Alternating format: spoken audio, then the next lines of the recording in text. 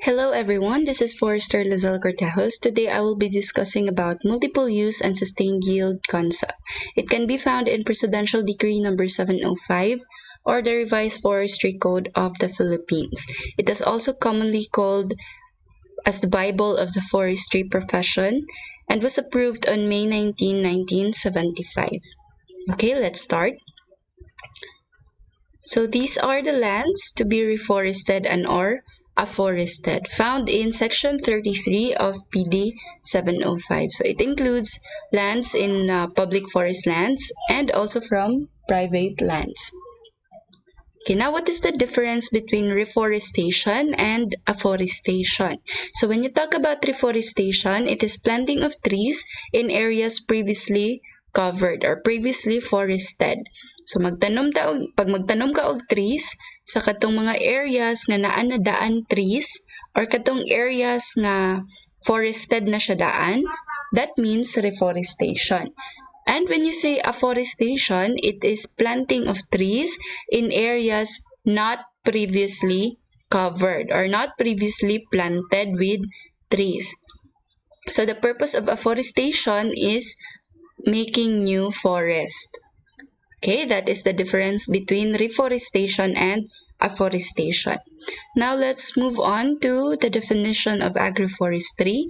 So agroforestry is a sustainable management for land which increases overall production, and it also combines agricultural crops, tree crops, and forest plants, and even animals simultaneously or sequentially. It also applies management practices which are compatible with the cultural patterns of the local population.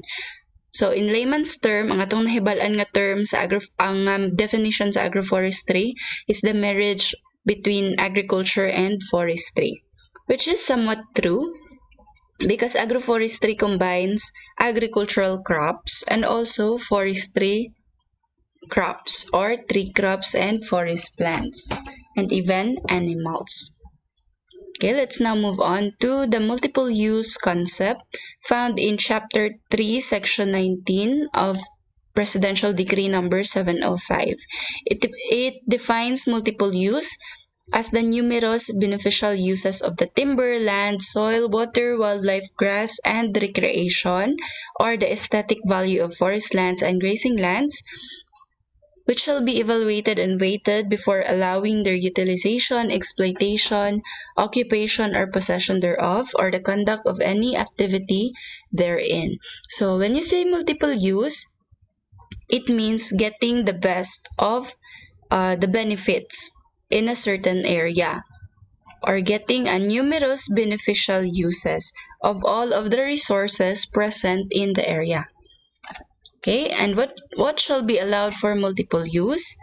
The utilization, exploitation, occupation, or possession of any forest lands and grazing lands shall be allowed for multiple use if it will produce optimum benefits or maximum benefits to the development and progress of the country and for the public welfare, without impairing or with the least injury to its resources, or without damaging the resources.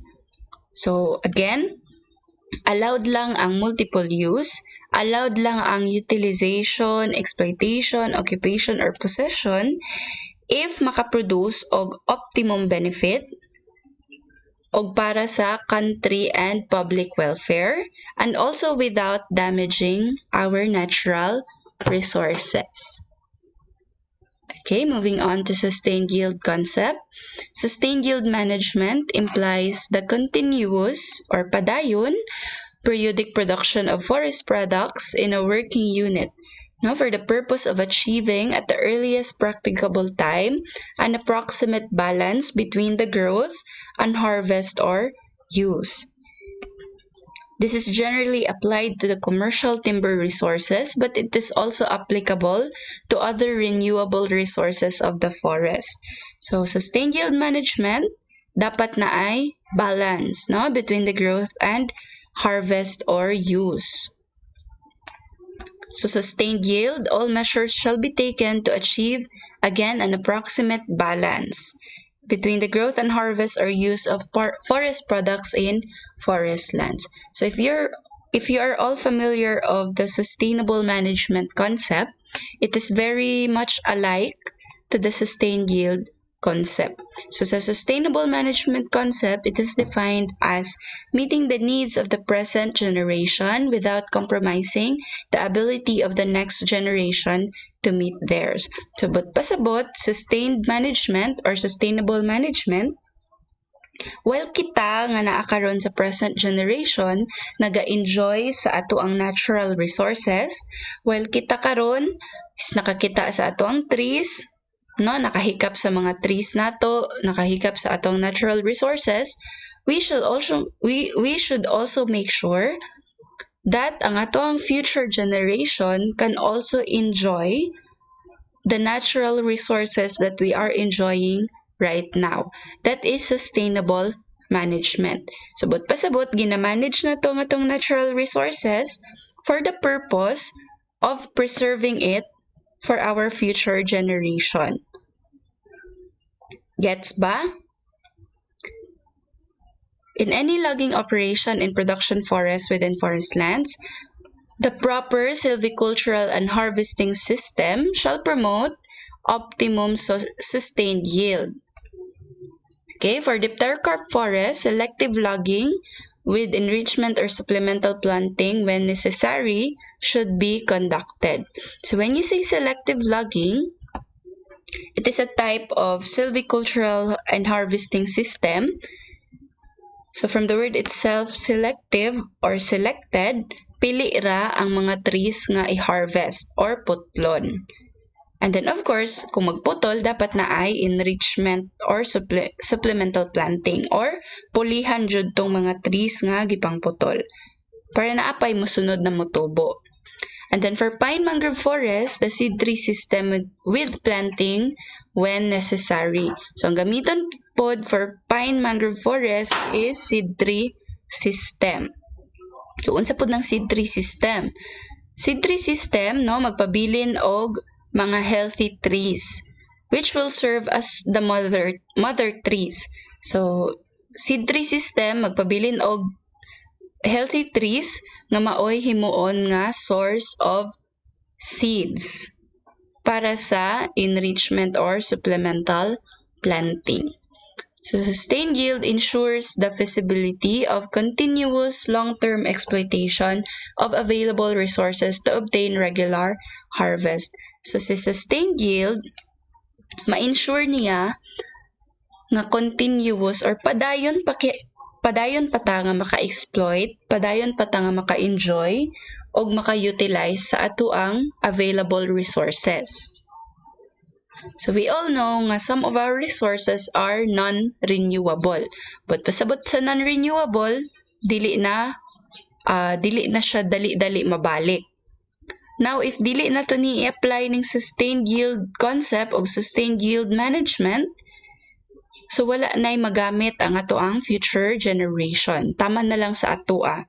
And we don't want that to happen. Now, we also want our future generation to enjoy what we are enjoying right now. It is most commonly actively applied in forestry. Sustained yield use of natural resources can be an economic or an ecological necessity for both. So why is it economic or an ecological necessity? When you manage our forest resources or our natural resources sustainably, it has a big effect or a big impact to our economic and also to our ecological necessity.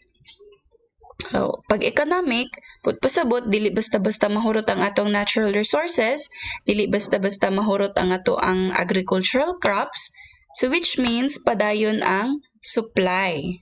Okay? And when you say sa ecological necessity pod pasabot dili ma-disrupt ang ato ang ecosystem or dili mahilabtan, I don't know what's the right term for that, but dili ma-disrupt or dili matigaw, no, ang ato ang ecosystem. So that would be all for multiple use and sustained yield concept. I hope you learned something and see you in our next topic. Bye.